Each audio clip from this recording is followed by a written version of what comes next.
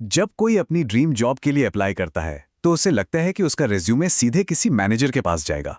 पर असल में पहली रुकावट कोई इंसान है ही नहीं, वो एक एआई है। चलिए आज इसी के बारे में बात करते हैं। सोचिए कितनी मेहनत लगती है एक अच्छा रिज्यूमे बनाने में। घंटों लगा दिए, एक एक शब्द को केयरफुली चुना, लेआउट एकदम साफ सुथरा, सारी उपलब्धियों को आंकड़ों में दिखाया गया, सब कुछ परफेक्ट। और उम्मीद बस यही कि ये सीधे हायरिंग मैनेजर की टेबल पर पहुंचे। लेकिन क्या वो रेज्यूमे वाकई किसी इंसान तक पहुंच भी पाता है, या फिर उसे सबसे पहले कोई और ही देख रहा होता है? और सच तो ये है कि पहला इंटरव्यूअर कोई इंसान नहीं बल्कि एक एल्गोरिदम है। जी हाँ, आजकल ज्यादातर बड़ी कंपनियां एप्लीकेंट ट्रैकिंग सिस्टम यानी एटीएस का इस्तेमाल कर रही हैं। समझिए कि ये आज की भर्ती की दुनिया के नए गेटकीपर हैं। तो फिर सवाल ये है कि इस गेटकीपर को पार कैसे किया जाए।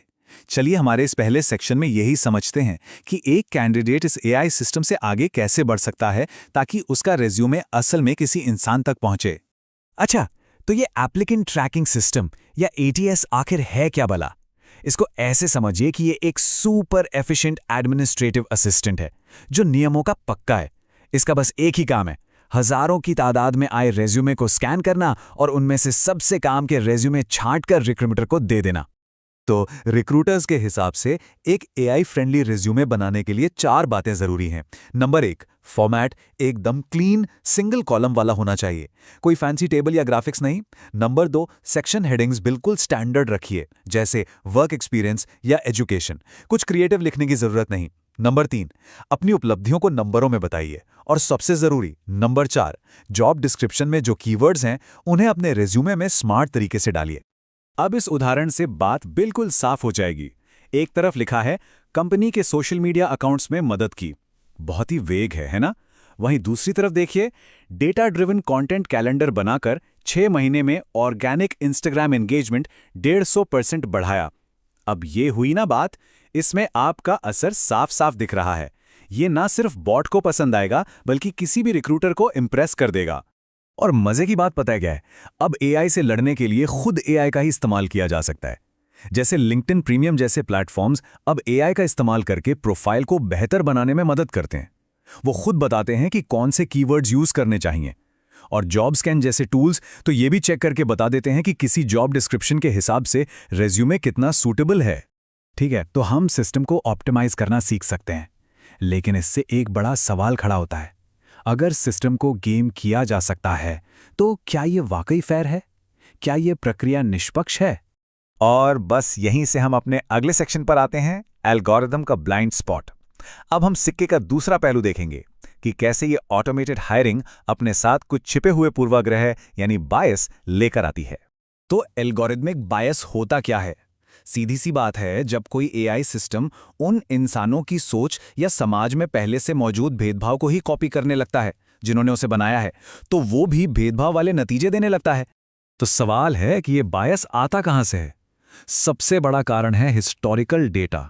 मतलब एआई पुराने हायरिंग फैसलों से सीखता है, और अगर उन फैसलों में कोई भेदभाव था तो एआई भी उसे सीख लेता है।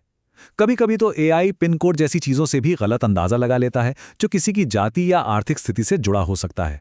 और सबसे खतरनाक है फीडबैक लूप। जब ये भेदभाव वाले नतीजे बार बार सिस्टम में जाते हैं तो ये भेदभाव और भी पक्का होता चला जाता है। इसका एक बहुत ही फेमस रियल वर्ल्ड केस है अमेज़न का।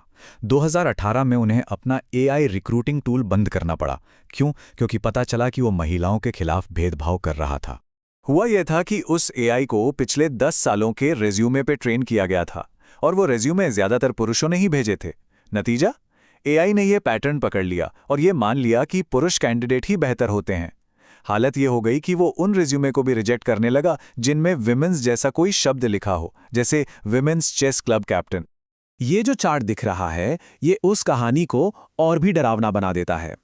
ये अमेज़न के एआई टूल का हायरिंग फेयरनेस इंडेक्स है। देखिए कैसे 2015 से 2018 तक ये लगातार नीचे गिरता गया।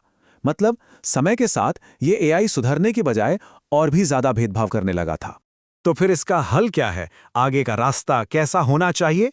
चलिए हमारे आखिरी सेक्शन में इसी पर बात करते हैं, इंसान, एआई और भविष्य।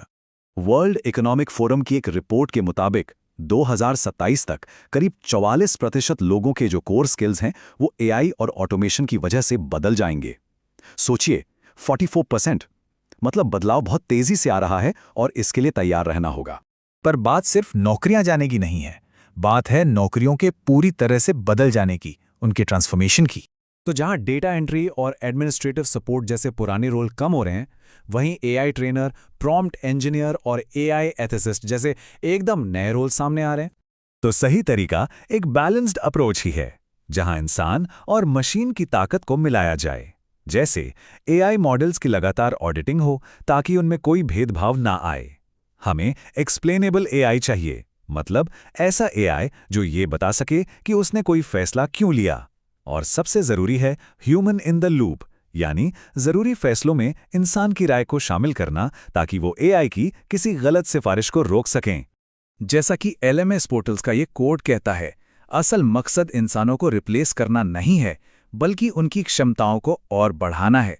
सबसे ताकतवर संगठन वही होंगे जो इंसान की क्रिएटिविटी और सूझबूझ को एआई की स्पीड और स्केल के साथ जोड़ पाएंगे। तो आखिर में ये एक सवाल सोचने के लिए है, क्या आने वाला वक्त इंसान वर्सेस मशीन का है या फिर इंसान विद मशीन का?